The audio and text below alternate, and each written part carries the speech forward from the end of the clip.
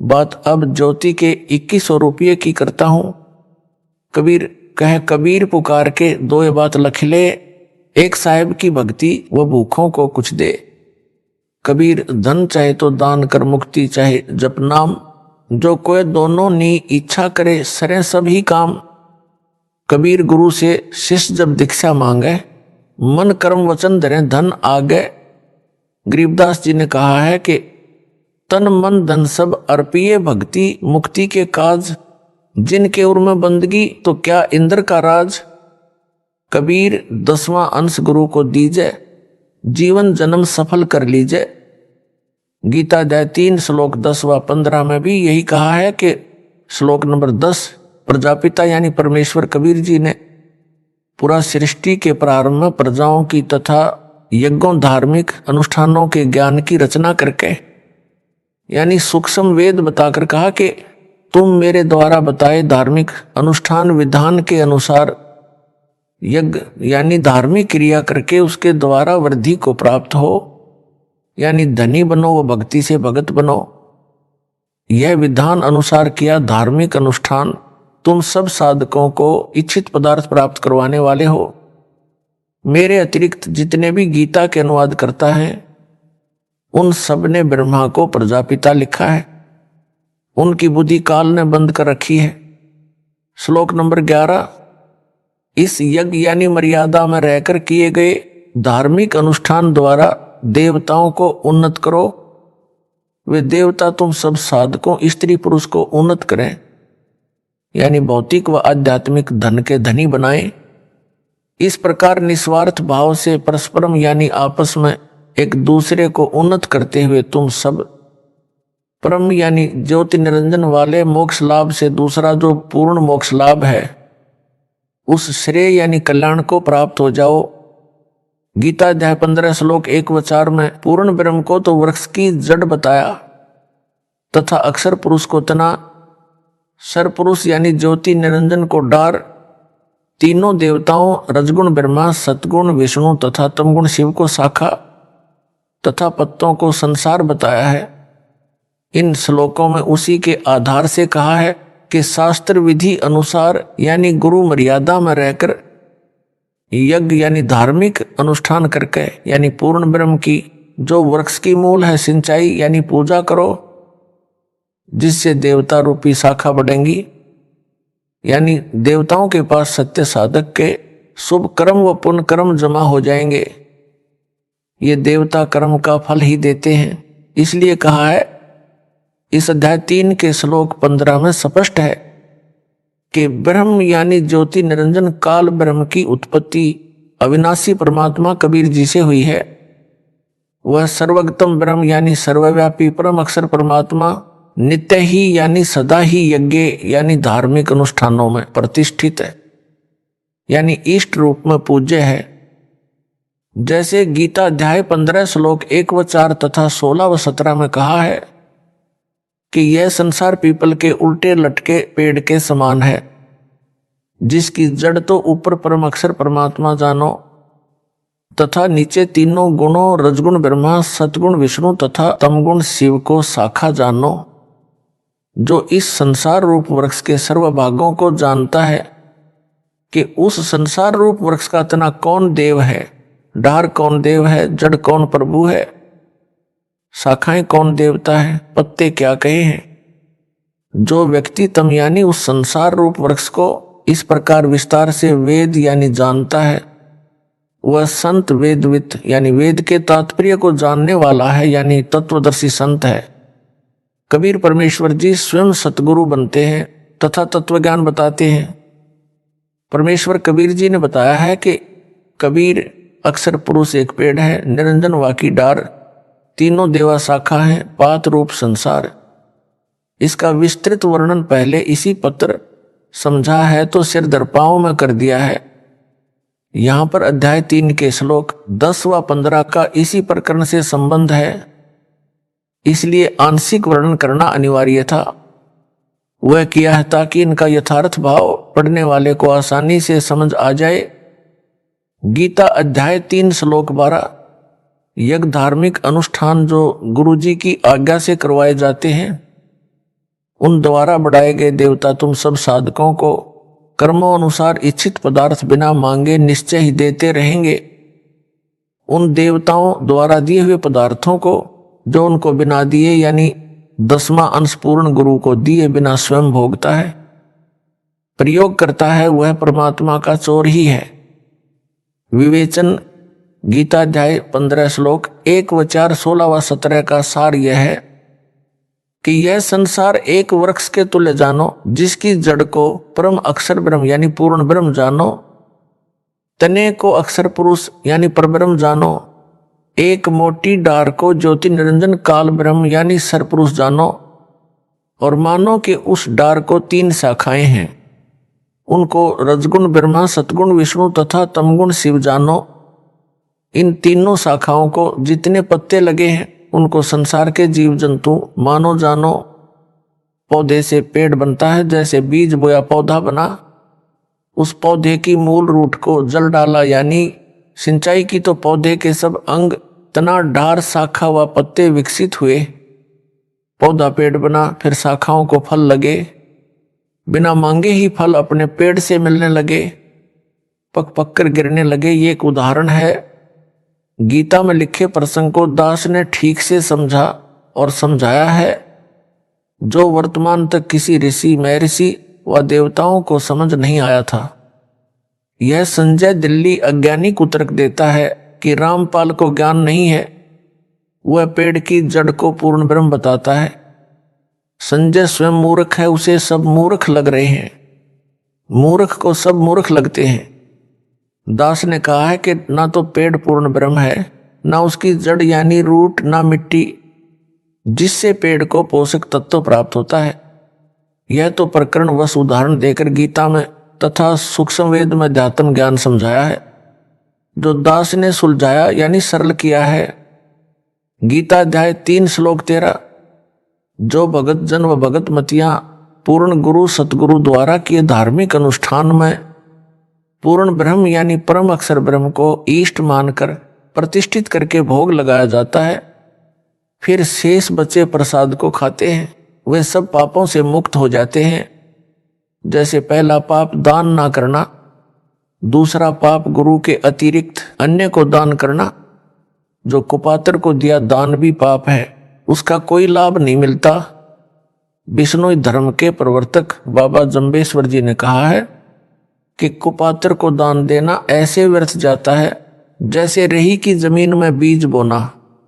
सुपात्र को दिया दान ऐसे लाभ देता है जैसे उपजाऊ ढहर भूमि में बीज बोना। तीसरा पाप निर्धारित धन दान न करना, जैसे यह दास ज्योति हवन यज्ञ के लिए 1.25 किलोग्राम गाय या भैंस का घी दान करने को कहता है। फिर यह भी विधान है कि 10वां अंश सच्चे व पूर्ण गुरु को दान करना चाहिए, वह ना किया तो भी पूर्ण लाभ नहीं मिलता। चौथा पाप सत्य साधना ना करके नकली गुरु से दीक्षा लेकर भक्ति व दान करना। पूर्ण ब्रह्म की पूजा ना करके देवी देवताओं को इष्ट रूप में पूजना 5वां पाप है। भूत विद्या वालों के पास जाना यह 6ठा पाप है। तीर्थों पर पूजार्थ जाना आदि आदि अनेकों पाप है। उपरोक्त सब पापों से मुक्ति भक्तों भगत मतियों को दिलाने के लिए ज्योति यज्ञ के लिए दास रामपाल दास 2100 रुपये दान करने को कहता है तथा अखंड व खुला पाठ करवाने की भी प्रेरणा करता है, ताकि धीरे धीरे 10वां अंश भी गुरु को दान हो जाए। भगत को एक बार 10वां अंश अधिक लगता है। इस विधि से उनको पापों से बचाता है। सन 2015 के बाद हालात सामान्य होने के पश्चात प्रतिवर्ष परमेश्वर कबीर जी के प्रगट दिवस पर विशाल भंडारा किया जाता रहा है। सन 2019 में तो हरियाणा तथा मध्य प्रदेश में दोनों जगह भंडारा किया गया था, जिसमें करोड़ों रुपए का पुण्य किया गया तथा जंतर मंत्र दिल्ली में लगातार 3 वर्ष भंडारा किया। सन 2020 में कोरोना महामारी के कारण कोई कार्यक्रम नहीं किया गया, तो भी टीवी चैनल पर परमात्मा का प्रगट दिवस मनाया, पाठ किया। अब 23 सितंबर 2020 से 3 आश्रमों में लगातार पाठ किए जा रहे हैं। आगे महीने में एक आश्रम में 2 पाठ 5-5 दिन के किए जाएंगे, जो दास की आज्ञा से किए जा रहे हैं, महापुण्य प्रदान करेंगे। इसके अतिरिक्त भूखों को घर घर जाकर भोजन सामग्री बांटी जा रही है। कबीर परमेश्वर जी ने कहा है कि कबीर पुकार के 2 बात लख ले, एक साहिब की बंदगी और भूखों को कुछ दे। अर्थात कबीर परमेश्वर जी का आदेश है कि भगत पूर्ण गुरु की शरण में जाए और उसको 10वां अंश दान करे। वह भक्ति कराता है तथा भूखों को भोजन व्यवस्था भी करवाता है। भूखे परिवारों को भोजन देते हैं। जैसे वर्तमान में पूरे विश्व में कोरोना महामारी का प्रकोप है, जिसके कारण पूरे भारत में लॉकडाउन हुआ, जिस कारण से कोई व्यक्ति धन उपार्जन का कार्य नहीं कर पा रहा। मजदूर व उनके बच्चे भूख से व्याकुल हुए। उनके लिए मेरी आज्ञा से मेरे प्रिय विश्वसनीय सब भगत व भगतमती, शिष्य व शिष्या दान कर रहे हैं। मेरी आज्ञा से मेरे द्वारा गठित कमेटी के सदस्य उस दान हुए रुपए से आटा, चावल, दाल, नमक, तेल, छौंक के लिए व अन्य प्रयोग के लिए हल्दी, मसाला, चीनी, चाय पत्ती, साबुन आदि आदि प्रतिदिन प्रयोग में आने वाली आवश्यक खाद्य सामग्री घर घर जाकर मुफ्त बांट रहे हैं। उनको दुखी परिवार बताता है, कल से कुछ नहीं खाया है, बच्चे बिलख रहे हैं। ऐसी आपदा के समय किया गया राहत कार्य सेवादारों को सेवा का लाभ देता है, दानियों को दान का लाभ देता है। यह धार्मिक यज्ञ मेरे सुशिष्याएं सुपुत्री कर रहे हैं। किसी को दवाई नहीं मिल रही है, उसे दवा देते हैं। उन दुखियों की आत्मा दानी व सेवादारों को दुआ देती है। परमात्मा ऊपर बैठा सबके ऊपर नजर रखे हुए हैं। संजय साकट दिल्ली तो नीम हकीम खतराए जान है। इसको अध्यात्म का काखा भी ज्ञान नहीं है, बस गुरु बनने की हवस उसे लगी है। यह दास इसलिए ज्योति यज्ञ के लिए 2100 रुपए दान करने को कहता है। उन रुपयों का 1.25 किलो स्वदेशी घी, गाय भैंस का जो 750 रुपए का मानो, शेष 1350 रुपए से धर्म यज्ञ व आश्रम में सत्संग के समय नाम दीक्षा के लिए जो बाहर से आने वाले भक्तों व भगतमतियों के लिए आवश्यक वस्तुएं जैसे पंखे बिछाने के लिए दरीवा, मैट, आटा, चावल, चीनी, लकड़ी, तेल, गैस आदि आदि में हिस्सा लगाया जाता है। कई करोड़ रुपए की राहत सामग्री सेवादारों ने वितरित कर दी है। दिन रात एक कर रखा है। कई परिवार ऐसे मिले जो बता रहे थे कि कई दिनों से कभी एक समय भोजन खाया, कभी भूखे रहे। ऐसा चल रहा था। यदि आज भोजन नहीं मिलता तो परिवार के सब सदस्य आत्महत्या कर लेते। ऐसे ऐसे महापुण्य के कार्य आप भक्तों व भगतमतियों के दान से, दास की आज्ञा से आपके भाई बहन सेवादार कर रहे हैं।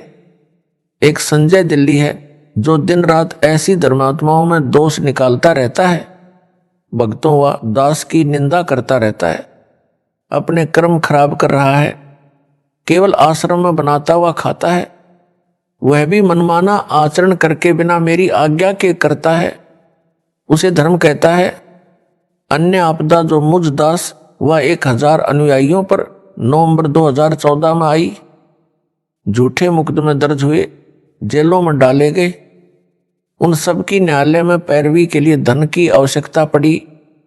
सारा रुपया आश्रम में रह गया, हमें पकड़कर जेल में डाल दिया। उस समय वकील करने थे, उनकी फीस देनी थी। कुछ ज्ञान के पूरे, गांठ के पूरे यानी धनवान भक्तों ने कहा कि जो भी न्यायालय से राहत पाने के लिए धन की आवश्यकता है वह सब खर्च हम वहन करेंगे। उस समय खराब परिस्थिति थी। दास ने उनसे दान नहीं लिया, सारी संगत के दान से लगाया, क्योंकि प्रत्येक पुण्य के काम में प्रत्येक का कुछ भाग लगना चाहिए। जो भगत जेलों में डाले गए उनका सारा खर्च, जेल का वो कुछ रुपए उनके घर पर प्रति महीने खर्चे के भेजे जाते हैं। कुछ ऐसे भगत भी हैं जिन्होंने अपने वकील स्वयं किए हैं तथा घर का खर्च भी कुछ एक नहीं लेते, परंतु उनकी संख्या नाम मात्र है। 940 भगत प्रत्येक तारीख पेशी पर हिसार आते हैं। उनके भोजन की व्यवस्था भी भक्तों के दान से मुफ्त की जाती है। उनको जाते समय 2 दिन का भोजन भी साथ दिया जाता है। जो दूर स्थान से आते हैं उनको आने जाने का किराया भी दिया जाता है। कुछ तो किराया नहीं लेते हुए नाम मात्र ही हैं। इससे भक्तों को महसूस नहीं हो रहा कि हम कष्ट उठा रहे हैं, क्योंकि उनको दास के सत्संगों से ज्ञान भी हो गया है। परमेश्वर कबीर जी ने कहा है, कबीर मानो संसारी लगन में दुख सह करोड़ा, सतगुरु शरण में आए के जो दुख सहे सो थोड़ा। अर्थात मानो स्त्री पुरुष अपने संसारिक कार्यों में अनेकों कष्ट सहन करते हैं, मुकदमे भी होते हैं, जेलों में भी जाते हैं, यात्रा में भी गर्मी सर्दी में आते जाते हैं, पैसे भी खर्च होते हैं, समय भी व्यर्थ जाता है, कष्ट भी उठाते हैं। कभी कभी तो सर्दी के मौसम में रेलवे स्टेशन पर एक चद्दर में रात गुजारनी पड़ जाती है। किसी की पुत्र वधू ने आत्महत्या कर ली, सारा परिवार जेल में, धन खर्च कष्ट भी, घर का नाश हो जाता है। इसके विपरीत भगत परमात्मा की भक्ति, वो सतगुरु शरण में जो कष्ट उठाते हैं उनका समय व्यर्थ नहीं होता। वे भक्ति समण करते करते यात्रा करते हैं। उनका खर्च हुआ किराया धर्म माना जाता है। जो हिसार कोर्ट में केस में हाजिरी के लिए तारीखों पर आते हैं उनको आम के आम, गुठलियों के दाम दोनों मिलते हैं। जैसे अनेकों अनुयायी गुरु जी के दर्शन व जेल धाम पर दंडवत प्रणाम करने महीने में कई बार आते हैं।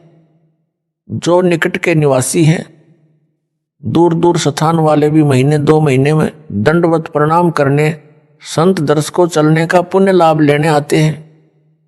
कबीर संत मिलन को चालिए तजमाया अभिमान, जो कदम आगे रखे सो सो यज्ञ समान। अर्थात कबीर परमेश्वर जी ने कहा है कि हे भगत व भगत मती, पूर्ण संत यानी अपने सतगुरु के दर्शन के लिए अपने धन व पद का अभिमान त्याग चलना।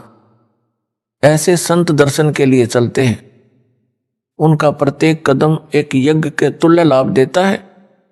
उस समय में पैदल यात्रा ही हुआ करती, घोड़े से या रथ आदि से तो कोई इक्का दुक्का ही भगत संत के पास जाता था। इसलिए कदम की गणना बताई है। वर्तमान में वाहन से ही यात्रा अधिक है, उनको भी कदम के हिसाब से लाभ मिलेगा, क्योंकि आसाम, मध्य प्रदेश, गुजरात, राजस्थान का दूर स्थान, बिहार आदि दूर देश प्रदेश से गाड़ी से आना भी खाला जी का घर नहीं है। हिम्मत है उन पुण्यात्माओं की, वह विशेष कृपा है परमेश्वर कबीर जी की उनके ऊपर, जो ऐसे कलयुग में सब कार्य छोड़कर गुरु दर्शन को चल पड़ते हैं। ना गर्मी देखते हैं, ना सर्दी देखते हैं। धन्य है उनके माता पिता जिनसे जन्म लिया। धन्य ये भगत व भगतमती जिनमें यह प्रबल प्रेरणा बनी है। इनको पूर्ण ज्ञान है। संसारिक लगन में भी तो अनेकों कष्ट भोगने पड़ते हैं। परमात्मा प्राप्ति के लिए ये कष्ट कुछ भी नहीं है। इनका बेड़ा पार होगा। कुछ पाने के लिए कुछ करना भी पड़ता है। काल के दूत संजय दिल्ली ने भक्तों को जेल धाम हिसार में आने से रोका। कहा कि हिसार नहीं जाना, मेरे पास आना। यह संगत को उपरोक्त संत मिलन को चलने वाले पुण्य से वंचित करवाकर भक्ति हानि करवाना चाहता था, परंतु दास के आदेश के पश्चात और अधिक संगत हिसार आने लगी। जब तक सूरज चांद रहेगा, भक्तों भगत मतियो तुम्हारा नाम रहेगा। इसी प्रकार जो मुकदमे में हैं, वे मुकदमे की सेवा में हिसार कोर्ट में पेशी पर आते हैं। उनको भी यही लाभ मिलता है। उनको तो मार मार खीर खिलाई जा रही है। धन भाग है उनका, पूर्ण ज्ञान है उनको भी, नहीं तो विचलित हो जाते। कोई भी टस से मस नहीं हुआ है। 1-2 ज्ञान में कच्चे थे, वे उसके यानी संजय दिल्ली के जाल में फंसे हैं। गीता अध्याय 3 श्लोक 14-15 का सरलार्थ। संपूर्ण प्राणी अन्न से उत्पन्न होते हैं, क्योंकि नर मादा से उत्पत्ति उनके शरीर से निकले बीज से होती है। बीज अन्न खाने से बनता है। इसलिए कहा है अन्न की उत्पत्ति वृष्टि यानी बारिश के जल से होती है। पहले समय में सब कृषि बारिश पर निर्भर थी, इसलिए कहा है बारिश यज्ञ यानी धार्मिक अनुष्ठान जो विधि विधान से किया जाता है उससे होती है। यज्ञ यानी धार्मिक अनुष्ठान शास्त्रों में वर्णित विधि से किए कर्मों से होता है। कर्म काल ब्रह्म ने उत्पन्न किए, क्योंकि काल ब्रह्म यानी ज्योति निरंजन के लोक में सब प्राणियों को कर्म करके ही खाने पीने की सुविधाएं मिलती हैं। केवल सतलोक जो सबका निज घर है उसमें बिना कर्म किए सब सुख सुविधाएं मिलती हैं। और ब्रह्म अक्षर पुरुष यानी ज्योति निरंजन की उत्पत्ति अविनाशी परमात्मा यानी पूर्ण ब्रह्म कबीर जी से हुई जान। इससे स्वसिद्ध है कि सर्वगतम ब्रह्म यानी परम अक्षर ब्रह्म सदा ही यज्ञ यानी धार्मिक अनुष्ठान में प्रतिष्ठित है। सर्वगतम ब्रह्म का अर्थ है कि जिस परमात्मा की सत्ता सबके ऊपर है, जो सब जगह निर्बाध जा सकता है। ब्रह्मा विष्णु तथा शिव तीनों काल ब्रह्म के निज निवास 21 में ब्रह्मांड में नहीं जा सकते। ये सर्वगतम यानी सर्वव्यापी नहीं है। काल ब्रह्म यानी अक्षर पुरुष यानी परब्रह्म के लोक में नहीं जा सकता। यह भी सर्वगतम ब्रह्म यानी सर्वव्यापी परमात्मा नहीं है। अक्षर पुरुष परम अक्षर ब्रह्म के सतलोक में नहीं जा सकता, इसलिए यह भी सर्वगतम ब्रह्म यानी सर्वव्यापी परमात्मा नहीं है। परम अक्षर ब्रह्म यानी सतपुरुष कबीर जी सब लोकों में निर्बाध जा सकता है। वेद भी कहते हैं कि पूर्ण परमात्मा सबसे ऊपर के लोक में बैठा है, वहां से चलकर पृथ्वी पर आता है। रास्ते में अक्षर पुरुष का लोक भी है, उसमें भी आता है, फिर क्षर पुरुष के लोक में पृथ्वी पर आता है।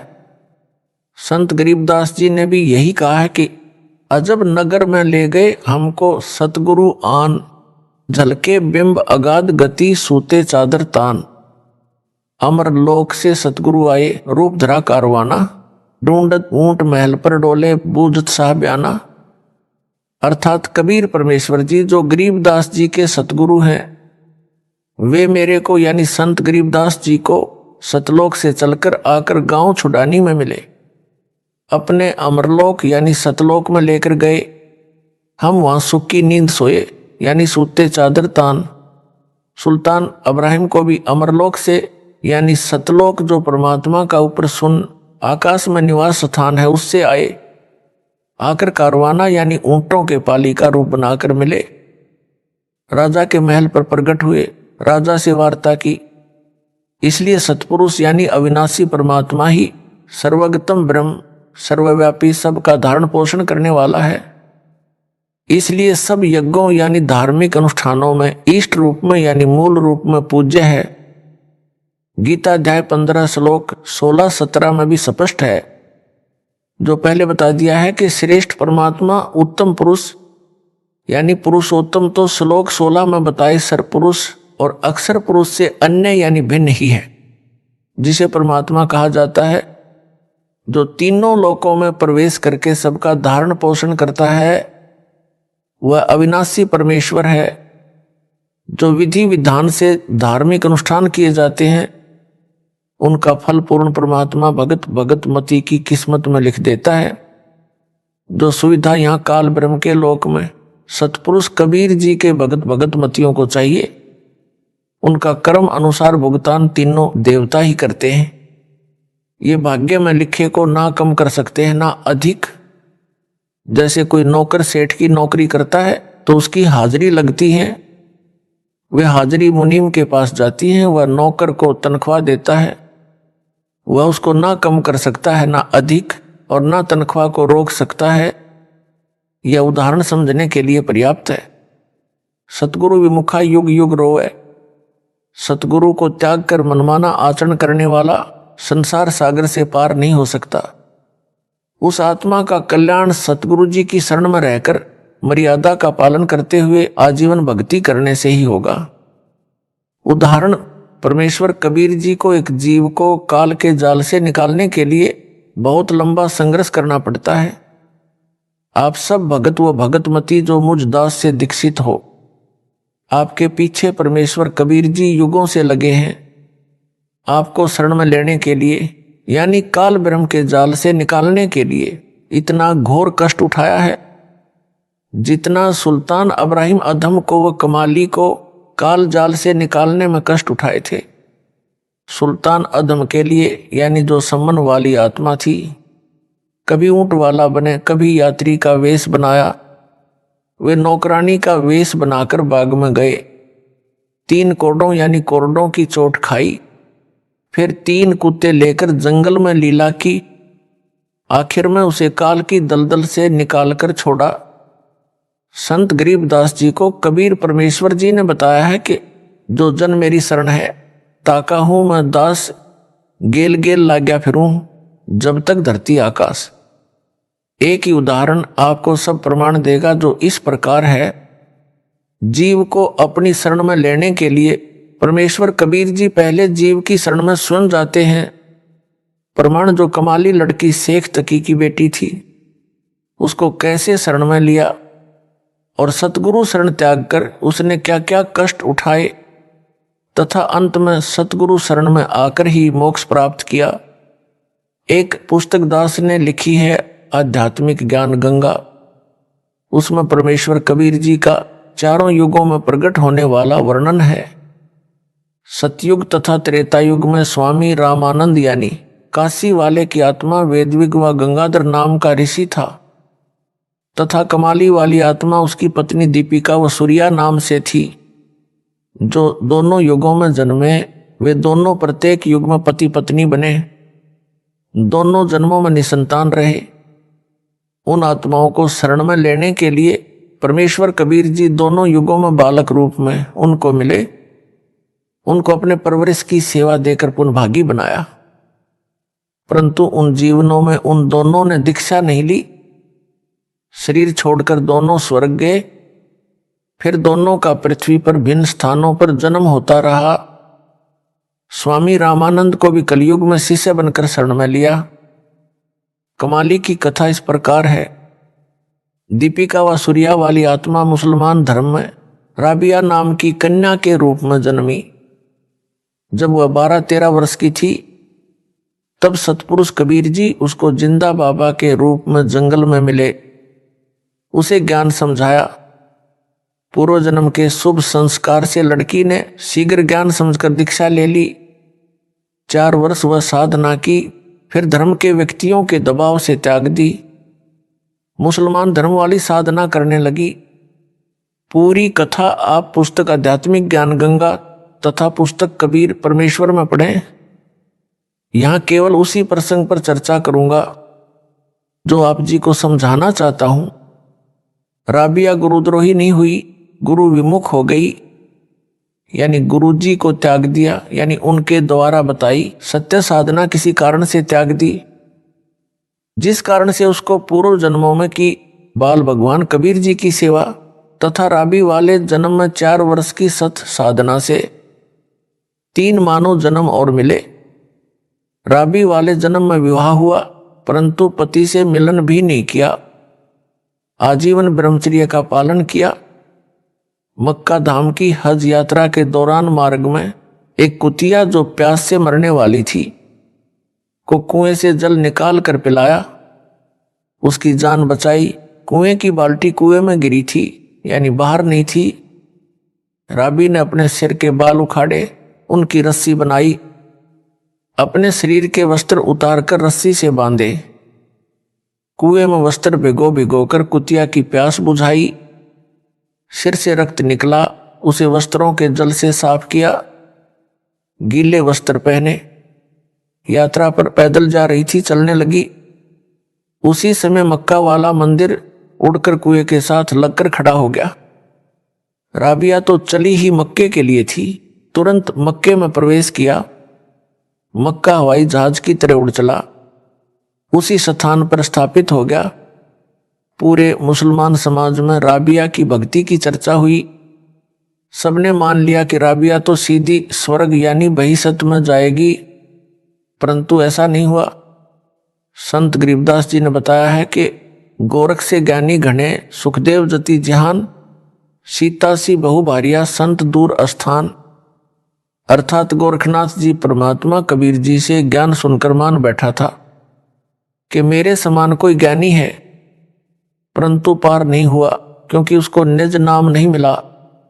परमेश्वर कबीर जी ने कहा है कि 33 अरब ज्ञान हम बाखा, मूल ज्ञान हम गुप्त ही राखा। सुखदेव ऋषि जैसे जति पुरुष दुनिया भर के हैं, यानी अनेकों हैं, जो केवल अपनी पत्नी तक ही सीमित रहे हैं तथा परस्त्री को कभी नहीं छुआ। सीता जैसी भार्या पत्नी बहुत हैं, जो अपने पति के अतिरिक्त अन्य पुरुष में सौपन में भी आस्था नहीं करती। परंतु मोक्ष तो सतगुरु की शरण में सत साधना मर्यादा में रहकर करने से होगा, केवल उपरोक्त महिमा से नहीं होगा। कहा है कि उपरोक्त प्रकार के मानो असंख्यों मिल जाएंगे, परंतु संत का घर दूर है, यानी संत यानी सतगुरु के समान महान व कल्याणकारक कोई नहीं है। ऐसे संत का मिलना सुदुर्लभ है। गीता अध्याय 7 श्लोक 19 में भी काल ब्रह्म ने कहा है कि हे अर्जुन, बहुनाम जन्मनाम अन्ते ज्ञानवान माम प्रपद्ये वासुदेव सर्वम इति स महात्मा सुदुर्लभ। अर्थात मुझ काल ब्रह्म की भक्ति अनेकों जन्म जन्मांतरों के बाद कोई एक करता है। अन्य जन्मों में सब अन्य देवी देवताओं की भक्ति करते रहते हैं, परंतु वासुदेव यानी सर्वव्यापी सबका मालिक परम अक्षर ब्रह्म वही पूज्य है, वही सबका उत्पत्ति करता है, वही सबका धारण पोषण करता है, वही परमात्मा कहा जाता है। वही पुरुषोत्तम यानी उत्तम पुरुष है, वही वास्तव में अविनाशी है। उसी की पूजा करो। यह ज्ञान बताने वाला और उसके पास तीनों नाम हो, उसको सार शब्द का ज्ञान हो और उसको उसके गुरुजी ने दीक्षा देने का अधिकार दिया हो। महात्मा सुदुर्लभ है, यानी मुश्किल से मिलता है। संत गरीबदास जी ने कहा है कि कोटियों मध्य कोई नहीं राई झूमकरा, अरबों में कोई ग्रक सुनो राई झूमकरा। अर्थात संत गरीबदास जी ने एक झूमकरा नामक जिज्ञासु को बताया कि जो ज्ञान वर्तमान में मेरे पास है, जो मेरे सतगुरु कबीर जी ने बताया है, वह ज्ञान तथा संपूर्ण मोक्ष मंत्र व नाम देने का अधिकार मेरे गुरु जी ने मुझे दिया है। ऐसा संत तेरे को करोड़ों में नहीं मिलेगा, कोई अरबों व्यक्तियों में एक मिलेगा जो ग्रक हो यानी संपूर्ण ज्ञान हो, पूर्ण मोक्ष मंत्र हो तथा दीक्षा देने का अधिकार हो। वह ग्रक यानी भक्ति का धनी है। हरियाणा की भाषा में कहा जाता है कि यह व्यक्ति धन में ग्रक है, यानी घना धनवान है। जो अच्छा पहलवान हो उसे भी कहते हैं कि हांगिर में ग्रक है, यानी बहुत ताकतवर है। वह संत वर्तमान में दास है। सतगुरु कबीर जी स्वयं संत बने थे, स्वयं ही सतपुरुष के अवतार बने, यानी स्वयं सतपुरुष हैं। संत सतगुरु तथा साहिब में कोई अंतर नहीं है। गरीब सतगुरु संत और अवतारा, तीन कला एक दरबारा। साहेब से सतगुरु भये, सतगुरु से भये संत, धर धर भेष विशाल अंग खेलें आदि और अंत। अर्थात कबीर परमेश्वर से सतगुरु तथा संत बने। वे भिन्न रूपों में स्वयं ही आदि अंत सदा ही लीला करते हैं। भगत कबीर व दास कबीर भी वही होते हैं, यानी एक ही समय में वे सतगुरु संत दास तथा भगत होते हैं। जो साकट संजय दिल्ली कहता है कि एक समय में एक सतगुरु होता है, एक संत एक ही दोनों रूप में नहीं होता। उसकी यह भी झूठ सिद्ध हुई। कथा राबिया की चल रही है। राबिया के चमत्कार को देखकर सबने स्वर्ग में जाने योग्य मान ली थी, परंतु उस पुण्यात्मा की बहुत दुर्गति हुई। राबी का शरीर त्याग कर कन्या का मानव जन्म प्राप्त हुआ। उसमें वैश्या का नरकीय जीवन जिया। गणिका का शरीर त्याग बंसुरी नाम की कन्या का जन्म मुसलमान धर्म में हुआ। प्रसिद्ध गायिका हुई। अल्लाह की महिमा के शब्द यानी राग गाया करती थी। मुसलमान धर्म के अनुसार धार्मिक क्रिया किया करती। बांसुरी ने मुसलमान काजी मुल्ला व पीरों से सुना था कि जो मक्का में बनी धार्मिक मस्जिद में मर जाता है वह सीधा जन्नत यानी स्वर्ग में जाता है। बांसुरी वाली आत्मा अल्लाह के प्रति कुर्बान थी। उसने जन्नत यानी स्वर्ग में जाने के लिए अपना सिर काटकर मक्के वाली मस्जिद में चढ़ा दिया, अपनी कुर्बानी दे दी, परंतु कुछ हाथ नहीं लगा। इसके पश्चात बादशाह सिकंदर लोधी के धार्मिक गुरु शेख तकी के घर कन्या का जन्म हुआ। 12 वर्ष की आयु में मृत्यु हो गई। कब्र में शव दफनाया गया। आत्मा धर्मराज के दरबार में अगले अन्य प्राणी के जन्म के इंतजार में लाइन में खड़ी थी। परमेश्वर कबीर जी ने शेख तकी को प्रेरित किया। उसने अपनी लड़की को जिंदा करने की शर्त रखी। राजा सिकंदर लोधी व दिल्ली तथा आसपास के हजारों व्यक्ति जो दर्शक खड़े थे, कब्र खुदवाकर मृत लड़की को कबीर परमेश्वर जी ने जीवित किया।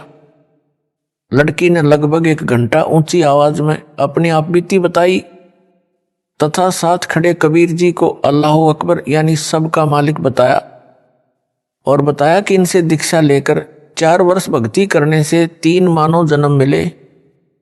अब मेरा मानव जन्म का संस्कार नहीं बचा था। ये परमात्मा धर्मराय दरबार में अभी अभी गए। धर्मराय को धमकाया कि आत्मा मेरी है, इसे छोड़ो। धर्मराय ने खड़ा होकर इनका सत्कार किया, हाथ जोड़कर मेरे को इनके हवाले कर दिया। लड़की ने अपने पिता शेख तकी के घर जाने से इनकार कर दिया। अपने परमपिता कबीर जी के घर पुत्री रूप में गई, दीक्षा ली, पुनः सतगुरु शरण में आई। तब उस आत्मा का काल के जाल से छुटकारा हुआ। आप सभी आत्माएं जो दास के उपदेशी और जो आगे दीक्षा लेंगे, कबीर जी ऐसे ही युगों युगों से पीछे पड़कर धर्म कर्म भक्ति से चार्ज करते रहे। अब आप मोक्ष प्राप्ति के अंतिम चरण में हो। अब गलती ना करो, दया करो उस परमेश्वर पर। गरीब लखबर सूरा जूझ ही लखबर सावंत दे, लखबर यति जिहान में तब सतगुरु शरणा ले। अर्थात पूर्व जन्म की धार्मिक कर्मी आत्मा सूरवीर होती है। सूरवीर कोई बुराई नहीं करता, निर्बल को नहीं सताता, अन्यायी बलवान से कभी नहीं डरता, अन्याय ना करता है ना सहन करता है। आन बान शान के लिए, देश के लिए, कौम के लिए कुर्बान हो जाता है, उल्टा कदम नहीं रखता। ऐसी आत्मा लाख जन्मों में रही हो और जो सावंत देह वाला होता है उसके 1 या दोनों हाथ घुटनों से नीचे तक लंबे होते हैं, वह भी महापुण्य आत्मा होता है। ऐसी आत्मा लाख जन्मों में रही हो और जो आत्मा लाख जन्मों में जती रही हो, ऐसी आत्मा को परमेश्वर कबीर सतगुरु जी अपनी शरण में लेते हैं। आप जो दास से उपदेश प्राप्त हो, इनसे भी कई गुना नेक रहे हो। आप तो अंतिम चरण में पहुंच गए हो। जो अब गलती करेगा उसको फिर लंबा सफर तय करके इस अंतिम चरण तक पहुंचना होगा। जो गुरुद्रोही नहीं हुआ वैसे साधना त्याग कर मनमाना आचरण करने लगेगा। वह जो गुरुद्रोही हो गया उसका तो बेड़ा गर्क हो जाएगा। उसको तो असंख्यों युगों तक सतगुरु कबीर जी की शरण नसीब नहीं होगी। जो सतगुरु विमुख राबिया की तरह हो गया, उसे लंबा सफर तय करना होगा, अच्छे बुरे मानव जन्म पाएगा। जैसे राबिया ने गणिका तक का पाप कर्म किया, बेशर्मी का जीवन भी जिया, कल्याण फिर सतगुरु शरण में ही हुआ। सतगुरु विमुखा जुग जुग रोवे, मानुष जन्म पाकर खोवे। आप जी ने पिछले भक्तों की दशा देखकर सबक लेना चाहिए, सतर्क होना चाहिए। समझा है तो सिरदर पाओ, बौर नहीं रे ऐसा दाव। अर्थात यदि उपरोक्त विचारों से कुछ समझ आई है तो शीघ्र लौट आओ सतगुरु की शरण में। यह अंतिम चरण है, आपका यह दाव फिर नहीं लगेगा। परमेश्वर की प्रियात्माओं, यह है वह मूल ज्ञान, तत्व ज्ञान, सार ज्ञान जो आज तक दास के अतिरिक्त किसी ने नहीं बताया। यह परमेश्वर कबीर जी की दया से मेरे गुरु भगवान स्वामी रामदेवानंद जी के आशीर्वाद से दास ने स्पष्ट किया है, आपके रूबरू किया है। ऐसे यह 9 मन सूत सुलझाया है। काल का दूत होने की अन्य पहचान, संजय दिल्ली अपने आश्रम में प्रतिदिन की जाने वाली संध्या आरती में 5 ज्योति थाली में जगाकर आरती करता है। 5 ज्योति तो 5 देवी देवताओं के लिए होती हैं। एक ब्रह्मा सावित्री जी, 2 विष्णु लक्ष्मी जी, 3 शिव पार्वती जी, 4 गणेश जी तथा 5 दुर्गा देवी जी। मंदिरों में 5 ज्योति लगाकर आरती की जाती है। संध्या आरती यानी शाम की आरती में केवल एक ज्योति सतपुरुष की जलाई जाती है। एक के साधे सब सदे, सब साधे सब जाए, माली सिंचे मूल को, फूले फले अघाए। दास मूल यानी रूट की पूजा करता हुआ करवाता है। जो पूर्ण ब्रह्म यानी सतपुरुष कबीर जी की पूजा है। संजय काल का दूत है, यह सब साध रहा है, यानी शाखाओं की पूजा करता हुआ करवाता है। इससे सिद्ध है कि यह काल का पक्का दूत है। इसका नाम खंड होते ही काल प्रविष्ट हो चुका है। अब यह जितने भी कदम उठाएगा वे सब सतपुरुष कबीर जी के विरुद्ध उठाएगा। कहेगा कि मैं सतपुरुष की पूजा करता हूं। इसको स्वयं ज्ञान नहीं है कि तू क्या कर रहा है। इसकी बुद्धि पर काल बैठा है। संत गरीबदास जी ने स्पष्ट किया है कि गरीब सतगुरु संगत छोड़कर चाहे लाख वर्ष जब कीन, इंद्री कर्म ना मोक्ष होए रहे काल के अधीन। अर्थात जो भगत सतगुरु का साथ छोड़ देता है वह चाहे लाख वर्ष तक जाप करता रहे, उसके पाप कर्म कभी समाप्त नहीं होते, पूर्ण मोक्ष नहीं होता। वह काल ज्योति निरंजन के अधीन रहता है, यानी काल जाल में रह जाता है। इंद्रिय कर्म न मोक्ष होए का तात्पर्य है कि जो कर्म करते हैं वे 10 इंद्रियों से करते हैं। कर्म इंद्रियों यानी हाथ पैर आदि से जो पाप करते हैं या अनजाने में हो जाते हैं, जैसे चलते समय पैरों के नीचे जीव जंतु मरना आदि आदि। सतगुरु विमुख व निगुरे यानी गुरु बिना व्यक्ति को सब पाप लगते हैं। तथा ज्ञान इंद्रियों यानी आंख, नाक, कान, जीभ यानी वचन से जो पाप कर्म होते हैं या किए जाते हैं वे कभी मोक्ष यानी क्षमा नहीं होते। वह सतगुरु संगत छोड़ने वाला भगत व भगतमती कभी काल जाल से नहीं निकल सकता। परंतु सतगुरु के भगत को अनजाने में हुए पाप नहीं लगते। संजय साकट का मूल ज्ञान संजय दिल्ली की अज्ञानता का प्रमाण। संजय अज्ञानी 5 ज्योति लगाकर आरती करना सही बताता है। उसके लिए जिस वाणी को आधार बनाता है, कहता है कि आरती में भी लिखा है। वह संध्या आरती नंबर 1 की वाणी नंबर 2 है, जो इस प्रकार है। पाती पंच पोप कर पूजा, देव निरंजन और न दूजा विवेचन। इस वाणी में पाती पंच लिखा है, जिसका अर्थ है कि 5 पत्तियों और पॉप यानी फूलों से पूजा करते हैं। यह विष्णु जी की पूजा है। 5 पत्तियां तुलसी की भी चढ़ाते हैं और बेल की पत्तियां भी देव पूजा में चढ़ाते हैं। कबीर जी कहते हैं कि जो विष्णु जी की पूजा करते हैं वे गलती पर हैं। सतपुरुष के अतिरिक्त कोई निरंजन यानी माया रहित देव यानी प्रभु नहीं है, यानी सतपुरुष के अतिरिक्त कोई पूज्य देव नहीं है। ध्यान दें, इस वाणी में पाती पंच लिखा है, ना कि बाती पंच। बाती का अर्थ ज्योति यानी बत्ती है तथा पाती का अर्थ पत्ता है। यह अज्ञानी संजय पाती का गलत अर्थ ज्योति बता रहा है। कबीर जी ने धर्मदास जी को यही बताया था। काल ने कहा है कि मैं अपने दूत तेरे पंथ में भेजकर गलत ज्ञान प्रचार करवाऊंगा। जो वाणी तो तेरी यानी कबीर जी की वाणी ही पढ़ेंगे और उनका अर्थ गलत करके तेरे अनुयायियों को सत्य पथ से भ्रमित करके मेरी यानी काल ज्योति निरंजन की शरण में रखेंगे, वे सब काल ब्रह्म के लोक में रह जाएंगे। संत गरीबदास जी ने कहा है कि भरम भक्ति ना कीजिए भाई, तुम हो काल की फर्दी माही। अर्थात संत गरीबदास जी ने कहा है कि हे भाई, तुम काल के दूत गुरु के द्वारा भ्रमित किए हो, उसके द्वारा भ्रम पैदा करके बताई गलत भक्ति ना करो। इस गलत भक्ति से तुम काल ज्योति निरंजन की फर्दी यानी फर्द में चढ़े हुए हो, यानी आप पर काल का मालिकाना हक है। जैसे जमीन खरीदने वाले ने रजिस्ट्री करवाई फिर इंतकाल करवाया, उसके पश्चात वह जमीन उस खरीदने वाले की फर्द में चढ़ जाती है तो उस जमीन का खरीददार मालिक हो जाता है। काल की फर्दी में होना, काल की जागीर होना, यानी काल के कागजों में चढ़े हो।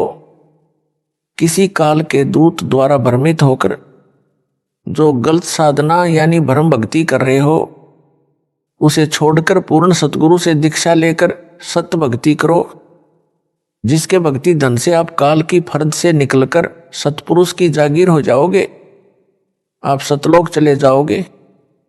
आगे परमेश्वर कबीर जी की वाणी से ही प्रमाणित करता हूं कि पाती माने पत्ता और बाती माने ज्योति है। काल का दूत संजय भ्रमित कर रहा है।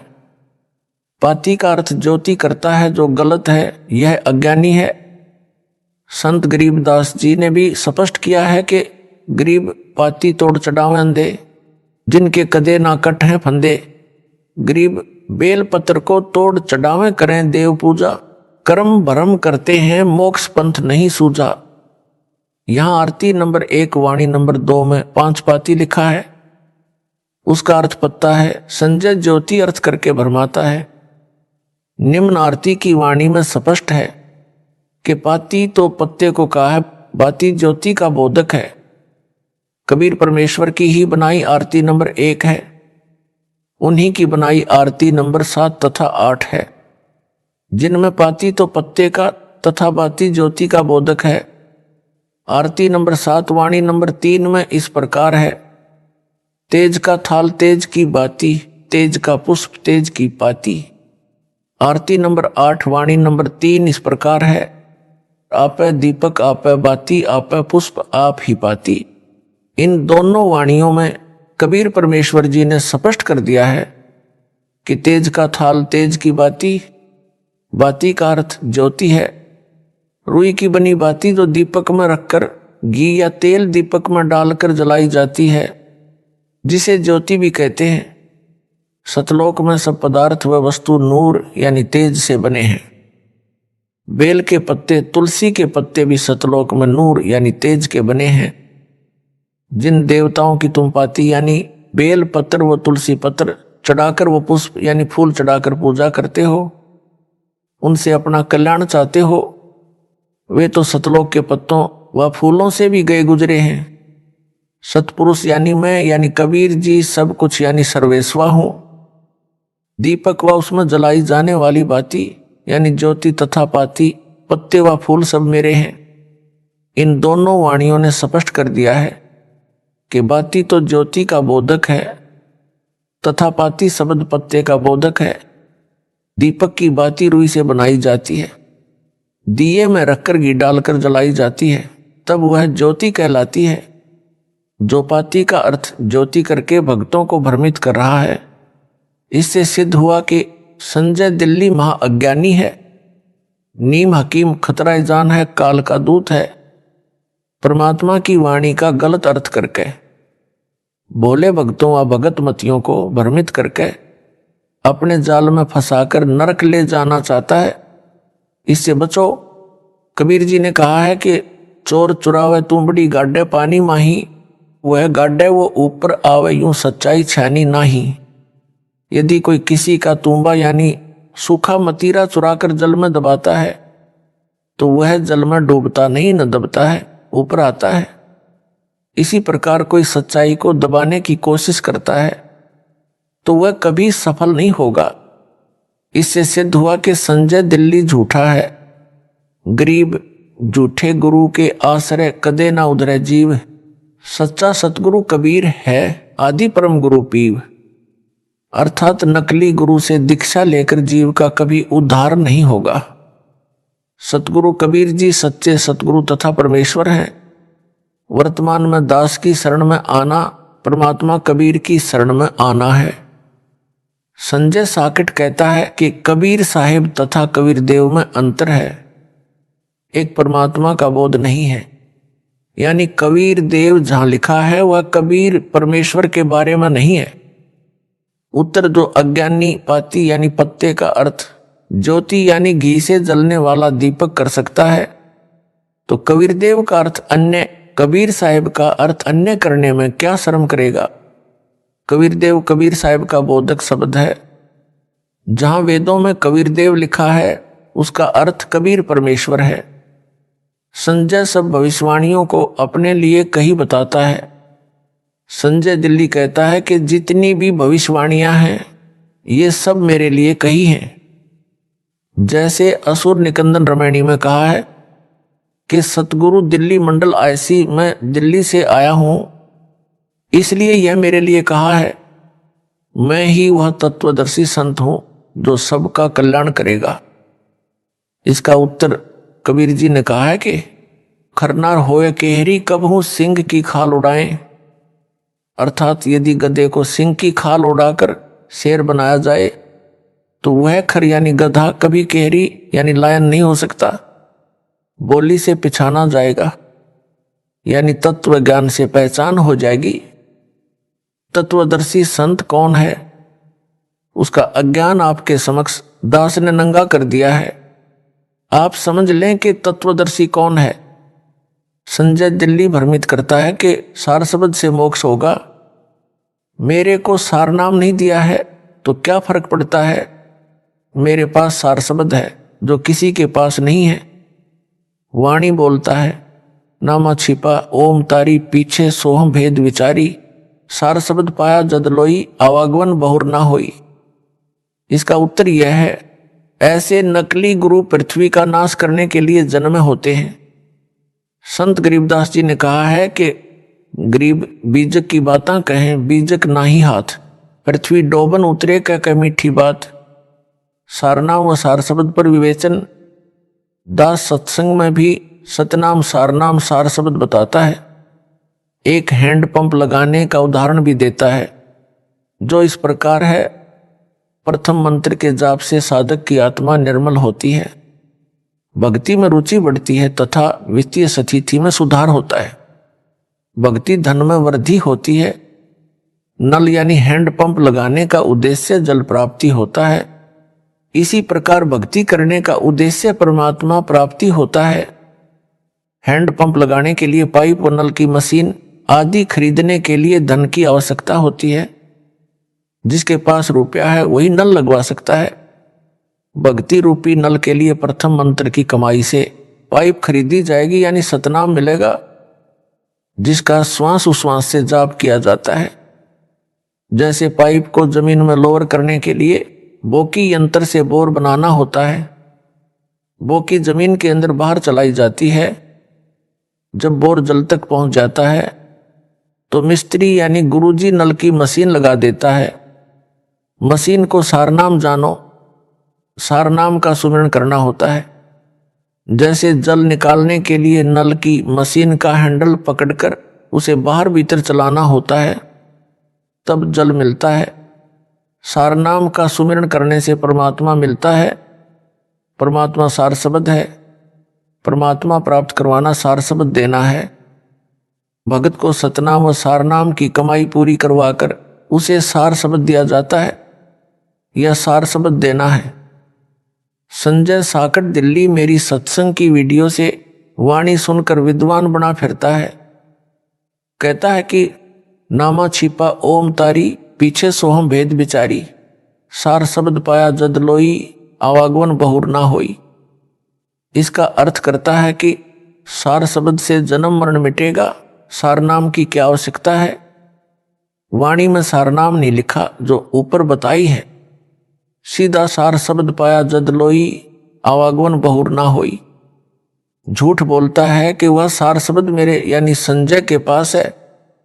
वाणी बोलता है कि 33 अरब ज्ञान हम भाषा, मूल ज्ञान गुप्त ही रखा। दास द्वारा विवेचन, यही तो गुप्त ज्ञान है जो किसी को नहीं बताया, केवल रामपाल दास को बताया है। संत गरीबदास जी की वाणी है, सोहम ऊपर और है सत सुकृत एक नाम। अर्थात ओम से ऊपर सोहम, सोहम से ऊपर सारनाम, सारनाम से ऊपर सार शब्द, यानी कबीर परमात्मा मिलेगा। जैसे ऊपर नल के उदाहरण में बोकी बाहर भीतर लगाना, यानी सतनाम का जाप करने से पानी तक पाइप पहुंची।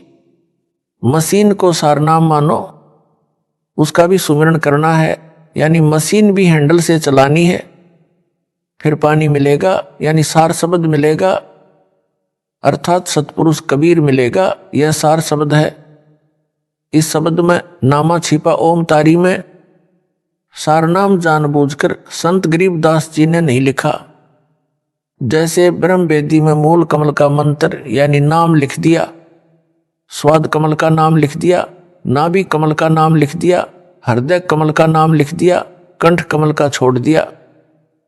फिर पूरा मंत्र संत गरीबदास जी ने आगे कहीं लिख दिया। इस अनाड़ी संजय दिल्ली ने मेरे से दीक्षा में प्रथम मंत्र ना लिया होता तो यह ब्रह्म वेदी पढ़कर कहता कि कंठ कमल का नाम कहीं जपने का नहीं है। वाणी भी बोल देता कि देखो हृदय कमल तक के नाम है, कंठ कमल का जाप नहीं है, इसकी कोई आवश्यकता नहीं है।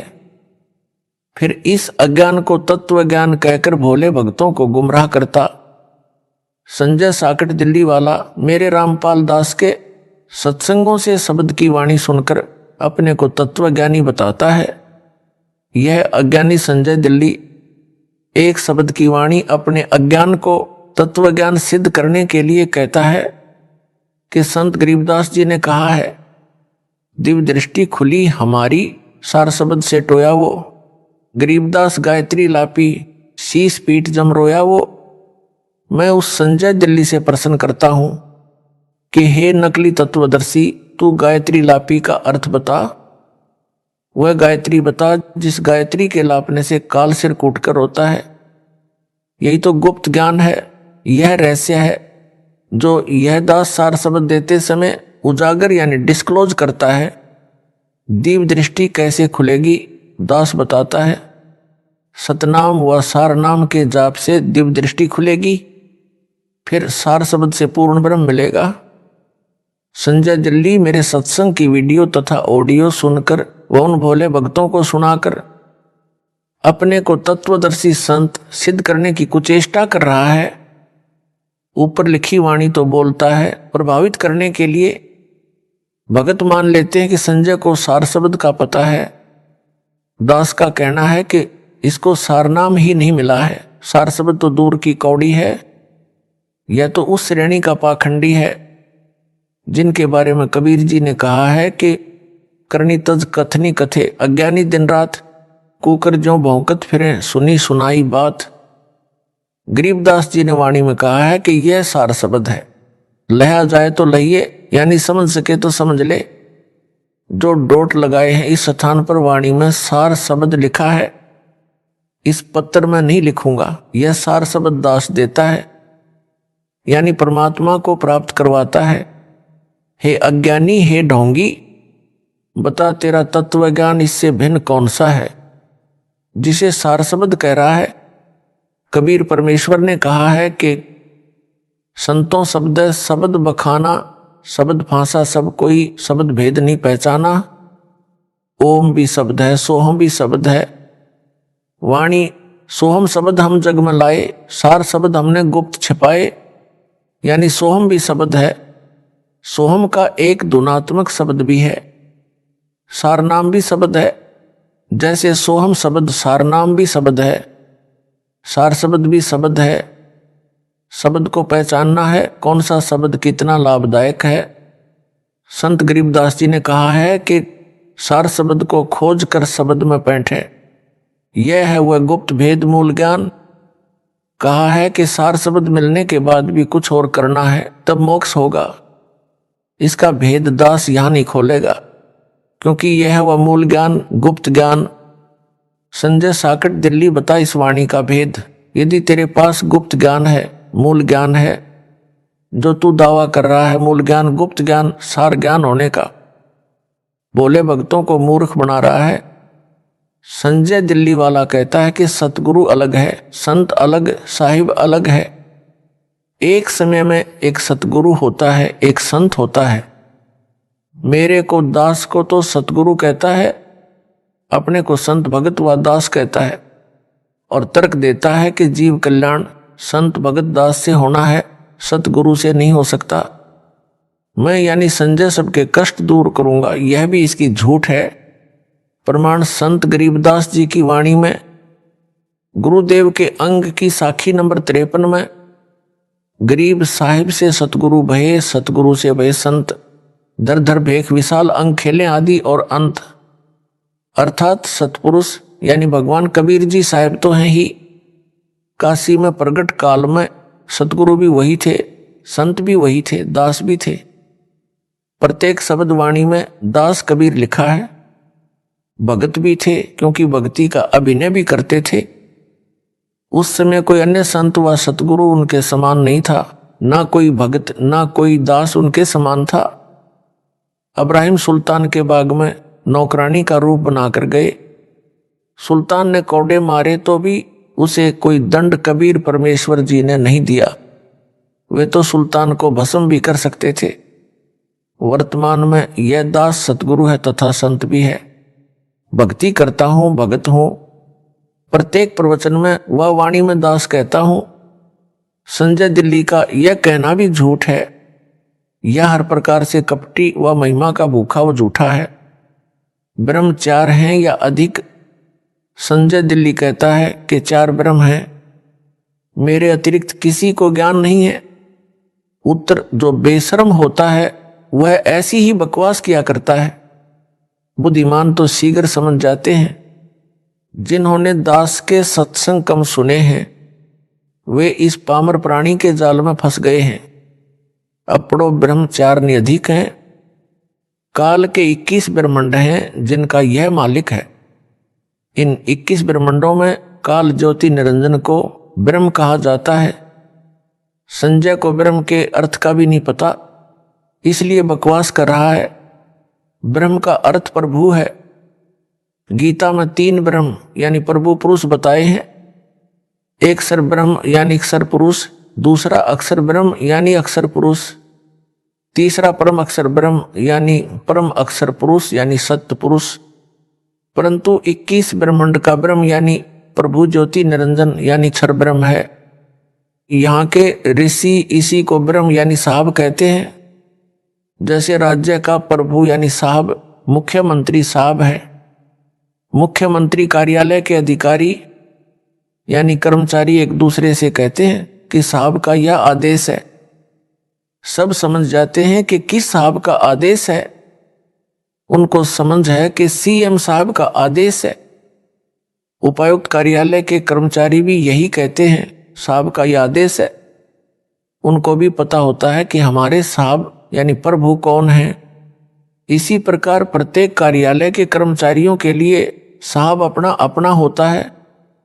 इसी प्रकार काल ज्योति निरंजन यहाँ के प्राणियों के लिए जाना माना साहब यानी ब्रह्म है। इसको ब्रह्म ही कहा जाता है। कबीर परमेश्वर जी भी काल ब्रह्म के लोक में आकर इसकी जानकारी ब्रह्म कहकर देते हैं। जो ऋषिजन शीघ्र समझ जाते हैं कि ब्रह्म कौन है। कबीर जी ने बताया है कि ब्रह्म 5 रूप धारण करके एक महाब्रह्मांड के 5 ब्रह्मांडों में लीला करता है। प्रमाण शब्द करनैनो दीदार महल में प्यारा है मैं साखी नंबर 21 में लिखा है कि 5 ब्रह्म 5 अंड बीनो, 5 ब्रह्म नि अक्षर चिन्हो, 4 मुकाम गुप्त तय कीन्हो, जा मद बंदीवान पुरुष दरबारा है। अर्थात दास ने सृष्टि रचना में विस्तार से बताया है कि काल ब्रह्म के 21 ब्रह्मांड हैं, जिनमें से 20 ब्रह्मांडों के 4 महाब्रह्मांड बनाए हैं। प्रत्येक महाब्रह्मांड में 5-5 ब्रह्मांडों का समूह बनाया है। 21वां ब्रह्मांड अकेला 5 ब्रह्मांडों के समान क्षेत्र वाला है। उसमें 4 मुकाम यानी स्थान गुप्त बनाए हैं। जो एक महाब्रह्मांड वाले 5 ब्रह्मांडों में, जिनको अंड भी कहते हैं, उनमें काल निरंजन 5 रूप बनाकर रहता है, जो वहां का ब्रह्म यानी साहब कहलाता है। इस प्रकार ब्रह्म 5 हैं, 4 नहीं। जिस ब्रह्मांड में हम रह रहे हैं इसमें सृष्टि है तथा 4 ब्रह्मांड और हैं। ऐसे 5 ब्रह्मांडों का समूह एक महाब्रह्मांड कहा जाता है। अपने वाले ब्रह्मांड सहित 5 ब्रह्मांडों में भी यही काल ब्रह्म 5 रूप बनाकर गुप्त रहता है। कहीं पर 4 अंड यानी ब्रह्मांड 4 ब्रह्म लिखा है। इस महाब्रह्मांड में अपने वाले ब्रह्मांड से अन्य 4 ब्रह्मांड और हैं। उन ब्रह्मांडों में भी यही ब्रह्म गुप्त रह रहा है। यह काल ब्रह्म की ही जानकारी है। गुप्त तो वह रहता ही है। ये 4 मुकाम यानी स्थान गुप्त हैं तथा जो 5 ब्रह्मांडों के समान क्षेत्र वाला 21वां ब्रह्मांड है, उसमें भी 4 मुकाम गुप्त बना रखे हैं। वे ब्रह्मांड नहीं है, काल का यह निज निवास स्थान है। जिस महाब्रह्मांड के एक ब्रह्मांड में हम हैं, इस ब्रह्मांड के प्राणियों तथा ब्रह्मा विष्णु तथा शिव तक को उन अन्य 4 ब्रह्मांडों का ज्ञान नहीं है। इसलिए कहीं 4 ब्रह्मांड तथा 4 ब्रह्म लिखा है। इनको भी 4 गुप्त मुकाम कहा जाता है। 21वें ब्रह्मांड में भी 4 मुकाम गुप्त हैं। इस अज्ञानी संजय दिल्ली ने कहीं पर 4 ब्रह्म पढ़ लिया, उससे तत्वदर्शी बन बैठा। जिस ब्रह्मांड में हम हैं, इस महाब्रह्मांड के मध्य वाले ब्रह्मांड में कुछ जीव काल ने भ्रमित करके रखे हैं। वे मान रहे हैं कि यह सतलोक है, यही तो काल जाल है, यही तो वह गुप्त ज्ञान मूल ज्ञान है जो दास से अतिरिक्त किसी को ज्ञान नहीं। फिर भी हमने तो पूर्ण ब्रह्म का ज्ञान रखना है।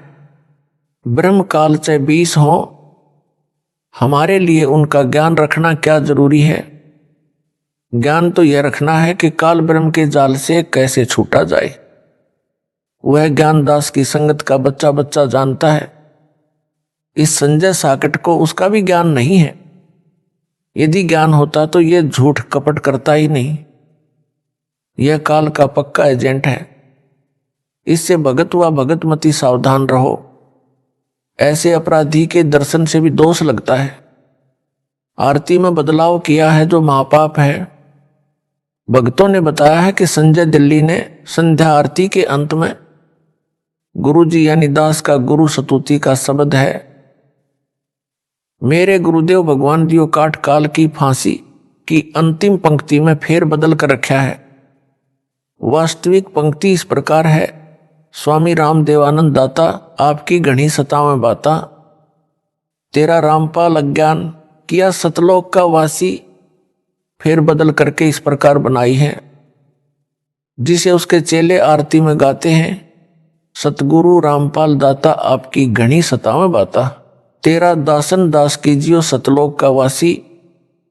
इसका उत्तर इस प्रकार है, संत व सतगुरु की वाणी से उसकी छाप यानी नाम काटकर अन्य विधि से नहीं लिख सकते, कोई बदलाव नहीं कर सकते। बदलाव करना उस सतगुरु व संत का अपमान है। संजय दिल्ली की बुद्धि काल ज्योति निरंजन ने बंद कर रखी है। यह कहता है कि रामपाल पृथ्वी पर विद्यमान है, इसलिए यह कहना कि क्या सतलोक का वासी गलत है। इस पंक्ति को इस प्रकार बोलना चाहिए था कि कीजियो सतलोक का वासी। इसको तो दास के ज्ञान में अपने अज्ञान के कारण दोष दिखाई देता है। बात करता है मेरे को तत्व ज्ञान मूल ज्ञान है, जिसका किसी को ज्ञान नहीं। जैसे संत गरीबदास जी ने कहा है कि दास गरीब कबीर का चेहरा, सतलोक अमरपुर डेरा। संत गरीबदास जी पृथ्वी पर विद्यमान थे तथा उसी समय कहा है कि मैं सतगुरु कबीर जी का चेहरा यानी दास हूं। मेरा डेरा यानी निवास सतलोक यानी अमरपुर में है, यानी मैं सतलोक का वासी हूं, जो मेरे सतगुरु कबीर जी ने सतलोक का वासी किया हूं। अज्ञानी संजय तो है ही काल का एजेंट। इसने तो वाणी के अर्थों का अनर्थ करके बताना ही है, क्योंकि इसने नरक में जाना है। जो अज्ञानी है उनकी जड़ बुद्धि यानी पत्थर के समान जड़ है। वे इन तत्व ज्ञान से भरी अमृतवाणियों को कैसे समझ सकते हैं? उनमें एक संजय दिल्ली है। यदि यह दास इस वाणी में इस प्रकार बदलाव करे, दास रामपाल स्वामी रामदेवानंद का चेहरा कीजियो सतलोक अमरापुर डेरा, कैसा लगेगा? संत गरीबदास जी का अपमान, परमात्मा कबीर जी का अपमान है, जो महापाप का कारण हो जाएगा। इसी प्रकार दास के गुरु स्तुति शब्द में फेर बदल करके संजय जालिम ने घोर अपराध किया है। मैंने किसी को नाम देने की आज्ञा नहीं दे रखी, ना आज्ञा दूंगा। दास ने किसी को नाम देने की आज्ञा नहीं दे रखी है। यह दास किसी को नाम देने की आज्ञा नहीं देगा। कलयुग में मेरे पश्चात मेरे यथार्थ कबीर पंथ यानी कबीर सागर में कबीर वाणी अध्याय में लिखा 13वां पंथ यह है, जो दास से चला है, यानी मेरे अतिरिक्त कोई गुरु नहीं होगा। कबीर जी के पंथ यानी यथार्थ भक्ति मार्ग का नाश स्वयंभू गुरुओं ने किया। काल के दूत घुस गए, जगह जगह आश्रम बनाए। भारत देश में दया धर्म की कमी कभी नहीं रही है। दानवीर अनेकों रहे हैं, वर्तमान में भी हैं, जो भावना में बहकर नकली असली को ना पहचान कर दोनों हाथों दान करते हैं। इसी कारण से आगे किसी को गुरु पद नहीं दिया जाएगा। जैसे ईसा मसीह जी के बाद कोई गुरु नहीं हुआ। यह पंथ कितना फैला, विश्व में छाया है। हजरत मोहम्मद जी के बाद कोई गुरु नहीं बना। यह पंथ कितना फैल गया। सिख पंथ में 10वें सिख गुरु श्री गोविंद सिंह जी ने भी आगे गुरु पद बंद किया। उसके बाद सिख पंथ विश्व में फैल गया। अब यही निर्णय दास ने लिया है। आगे से मेरा वीडियो वाला इलेक्ट्रॉनिक शरीर ही सबको नाम देगा, ज्ञान देगा। सन 2008 से इसी शरीर में दास नाम दीक्षा वीडियो से दे रहा है। लाखों अनुयायियों ने इसी इलेक्ट्रॉनिक यानी नूरी स्वरूप से दीक्षा ली है। सबको अद्वितीय लाभ हुए हैं और हो रहे हैं, आगे भी होते रहेंगे। आप जी साधना व अन्य टीवी चैनलों पर प्रतिदिन सत्संग में भक्तों तथा भगत मतियों के अपने मुख से सुनते हो। आगे भी कलयुग में इसी विधि से नाम दीक्षा दी जाती रहेगी। दास सतलोक चला जाएगा तो भी यही इलेक्ट्रॉनिक शरीर सत्संग करेगा तथा दीक्षा देता रहेगा। सबको इसी प्रकार लाभ होता रहेगा, कष्ट निवारण भी होगा। मोक्ष तो होना ही है, जो सतपुरुष कबीर जी की भक्ति का मूल उद्देश्य है। मैं यानी दास किसी को नामदान यानी दीक्षा देने की आज्ञा नहीं दूंगा। यह सत्संगों में कई बार दास ने बोला है। कबीर पंथ का बिगाड़ स्वयंभू गुरुओं ने ही कर रखा है। ना उनको यथार्थ अध्यात्म ज्ञान, ना यथार्थ भक्ति के नामों का ज्ञान। वे सब काल प्रेरणा से कार्य कर रहे हैं। जैसे यह संजय दिल्ली काल प्रेरित है और सब मनमुखी भक्ति व धार्मिक क्रियाएं कर रहा है। यह स्वयंभू गुरु बनने की तैयारी कर चुका है। कभी भी अपने को गुरु घोषित कर देगा, क्योंकि यह काल का दूत है। सब भक्ति के कर्म गलत कर रहा है। संत गरीबदास जी ने कहा है कि नकली स्वयंभू गुरुओं ने गांव के गांव खराब कर दिए हैं। मनमुखी भक्ति की क्रिया करवाकर सबका अनमोल मानव जीवन नष्ट करवा दिया। फिर एक परंपरा पड़ जाती है, पीढ़ी दर पीढ़ी वही चलती रहती है। नकली गुरु मानव समाज का सबसे बड़ा शत्रु है। जैसे कोई झूठा पासपोर्ट बनाता है, लोगों को गुमराह करके कहता है कि ये असली पासपोर्ट है। उसे पासपोर्ट बनाने का अधिकार ही नहीं है, तो उसका बनाया पासपोर्ट व्यर्थ है। जब वह हवाई अड्डे यानी एयरपोर्ट पर जाएगा विदेश जाने के लिए, तब वह नकली पासपोर्ट काम नहीं आएगा। बनाने वाला तथा बनवाने वाला दोनों दोषी पाए जाएंगे। उस समय बहुत देर हो चुकी होगी। इसी प्रकार जब भगत या भगतमती संसार छोड़ परलोक जाने के लिए रवाना होंगे, तब उन्हें पता चलेगा कि हमारे साथ बड़ा धोखा हुआ है। उस समय बहुत देर हो चुकी होगी। यदि संजय दिल्ली को संपूर्ण अध्यात्म ज्ञान होता तो यह नकली गुरु बनने की गलती कभी नहीं करता। इसको डर लगता कि परमात्मा नाराज हो जाएगा। यदि गुरुजी ने नाम दीक्षा का अधिकार नहीं दे रखा है तो भूलकर भी इतनी बड़ी गलती नहीं करनी चाहिए। नकली गुरु के सिर पर उन सब जीवों के जीवन नष्ट करने के पाप का भार रखा जाता है। जिन जिन को यह नाम देगा, इसको नाम दिलाने का भी अधिकार नहीं है। नाम देने का तो किसी को अधिकार देना ही नहीं है। इस बेशरम को शर्म भी नहीं आती जो अपने आप गुरु जैसी क्रियाएं कर रहा है।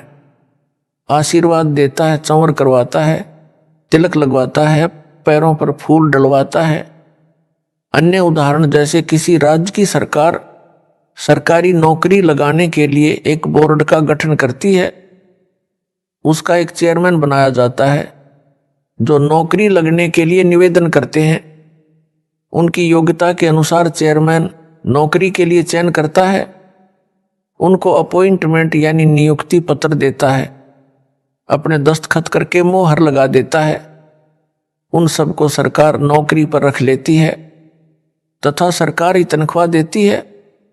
यदि कोई धोखेबाज असली जैसा नियुक्ति पत्र बनाकर कुछ व्यक्तियों को नियुक्ति पत्र देता है, उनसे रुपए रिश्वत में लेता है, उसका नियुक्ति पत्र कहीं काम नहीं आएगा, उसको सरकार दंडित करेगी। ठीक इसी प्रकार जो अनधिकारी गुरु बनकर दीक्षा देता है या दीक्षा दिलाता है और दान के रुपए लेता है, परमात्मा उसे दंडित करेगा। उसने अनेकों अनजान लोगों के अनमोल मानव जीवन को नष्ट कर दिया। संत गरीबदास जी ने कहा है कि गरीब गुरुआं गाम बिगाड़े संतो, गुरुआं गाम बिगाड़े, ऐसे कर्म जीव कहला दिए इब झड़े नहीं झाड़े। झूठे गुरु को लीतर मारे, घर से काट घसीटे, या के पीटे पाप नहीं है, या को निश्चय पीटे। अर्थात नकली स्वयंभू गुरु इतना हानिकारक है कि वह पूरे गांव के भोले व्यक्तियों का मानव जीवन नष्ट करवा देता है। ऐसे शास्त्र विधि रहित भक्ति कर्म करवाता है जिनसे मोक्ष नहीं हो सकता। पूरा गांव उसी गलत साधना पर दृढ़ हो जाता है, समझाने से भी नहीं छोड़ता। नरक में जाते हैं, प्रेत का जीवन जीते हैं, मां कष्ट उठाते हैं। संजय गिल्ली मृत्यु के बाद भूत बनेगा, इसकी समाधि उसी गांव में बनाई जाएगी, फिर इसके अनुयायी उस यादगार की पूजा किया करेंगे। ऐसे यह जालिम अनेकों मानवों का जीवन नष्ट करेगा, यह प्रेत बनकर यहीं रहेगा। ऐसे जालिमों से मानव को बचाने के लिए परमात्मा ने दास से यह यथार्थ कबीर पंथ प्रारंभ करवाया है, जो उन्होंने 600 वर्ष पूर्व ही बता दिया था, वही आज सफल हुआ है। इसमें यह संजय दिल्ली नामक कीड़ा लगा है। इससे बचाव के लिए यह पत्र एंटीबायोटिक यानी रोगनाशक औषधि का काम करेगा। जो इसको मन लगाकर पड़ेगा उसी पर असर करेगा, उसका मानव जीवन नष्ट होने से बच जाएगा। मानव जीवन बहुत अनमोल है, इसके एक श्वास की कीमत इतनी है जो परमेश्वर कबीर जी ने बताई कि कबीर कहता हूं कहीं जात हूं, कहूं बजाकर ढोल, श्वास जो खाली जात है वह 3 लोक का मोल। अर्थात मानव शरीर प्राप्त प्राणी के एक श्वास की कीमत तीनों लोकों स्वर्ग पाताल व पृथ्वी लोकों के समान है। यह श्वास बिना सत्य भक्ति के खाली जाता है तो मानव को अत्यधिक हानि होती है। जो नकली झूठे गुरुओं से दीक्षा लेकर भक्ति व दान आदि करते हैं उनको भी यही हानि होती है। यही श्वास यदि पूर्ण गुरु जो दीक्षा देने का अधिकारी है तथा यथार्थ नाम जाप को देता है, उससे दीक्षा लेकर स्मरण में लगाया जाए तो उस सतनाम के श्वास उश्वास के एक जाप से कितना कीमती हो जाता है, वह संत गरीबदास जी ने बताया है। सतनाम पालडे रंग होरी हो, 14 लोक चढ़ावा राम रंग होरी हो, 3 लोक पासंग धरे रंग होरी हो, तो ना तुले तुलाया राम रंग होरी हो। अर्थात पूर्ण सतगुरु जो सत्य दीक्षा देने का अधिकारी है, उससे दीक्षा लेकर सतनाम का एक स्मरण श्वास उश्वास से किया जाए तो उसकी इतनी कीमत हो जाती है जो वाणी में बताई है। उसको इस प्रकार समझें, तराजू जिसे तखड़ी यानी बैलेंस भी कहते हैं, गांव में तो आज भी घरों में प्रयोग होती है। एक काष्ठ की मजबूत डंडी यानी लकड़ी जो लगभग 3 फुट लंबी व 2-2.5 इंच की परिधि की गोल होती है, उसके दोनों सिरों पर लोहे की चद्दर के पलड़े रस्सियों से बांधे जाते हैं। उसके मध्य में एक रस्सी को डांडी में सुराख करके बांधा जाता है जो 2-3 इंच बड़ी होती है, मोटी 1 इंच होती है। उसे पकड़कर तराजू से सामान तोला जाता है। जब सामान तोला जाता है तो तराजू को जांचा जाता है कि इसमें कोई खामी यानी एरर तो नहीं है। यदि डंडी सीधी नहीं होती है और दोनों पलड़े एक रेखा में नहीं होते हैं तो उस तराजू में त्रुटि है। उसको कहते हैं कि तराजू में पासंग है, पासंग ठीक करो, कुछ दाने पासंग में रखो, तब यह सही परिणाम देगी। मान लो चने तोलने हैं और तराजू में कमी है तो उस पलड़े में कुछ चने रखे जाते हैं, जो ऊपर उठा होता है, चने डालकर पलड़े एक रेखा में लाए जाते हैं। वे मुश्किल से मुट्ठी भर होते हैं, जिनसे तराजू के दोनों पलड़े सीधी रेखा में हो जाते हैं। वे चने मात्रा में 20 या 30 यानी मुट्ठी भर होते हैं तथा कुल तोले जाने वाले चनों की मात्रा 10 मन यानी 400 किलोग्राम भी हो सकती है। जिस पलड़े में मुट्ठी भर चने पासंग में रखे थे, उधर बट्टे यानी वेट रखे जाते हैं। जो चने पासंग वाले हैं वे सौदे में नहीं गिने जाते, वैसे ही पलड़े में पड़े रह जाते हैं। उनकी तो सौदे में गिनती भी नहीं होती। ठीक यही उदाहरण देकर संत गरीबदास जी ने समझाया है कि एक श्वास उश्वास से सतनाम का स्मरण करने से साधक के एक जाप की इतनी कीमत होती है कि तराजू के एक पलड़े में पूर्ण सतगुरु, जिसे उसके गुरुजी ने दीक्षा देने का अधिकार दे रखा हो, उससे दीक्षा प्राप्त करके किया सतनाम का एक श्वास उश्वास का स्मरण रख दे। दूसरी ओर एक ब्रह्मांड में बने 14 लोकों यानी ब्रह्मा का लोक, विष्णु का लोक, शिव का लोक, देवी दुर्गा का लोक, इंद्र का लोक जो स्वर्ग से भिन्न राजधानी रूप है वह, धर्मराय का लोक, ज्योति निरंजन का लोक यानी ब्रह्मलोक, महतलोक, गोलोक आदि आदि को चढ़ा दे यानी रख दे, तथा 3 लोक यानी स्वर्ग लोक, पृथ्वी लोक तथा पाताल लोक को तो पासंग के इस स्थान पर धरे यानी रखे, तो भी एक सतनाम का विधिवत किया श्वास उश्वास से समण वाला पलड़ा भारी रहेगा, वह उठेगा भी नहीं। परमेश्वर जी आपकी काल के दूतों यानी पागल कुत्तों पवन तथा संजय से रक्षा करे। सत साहिब।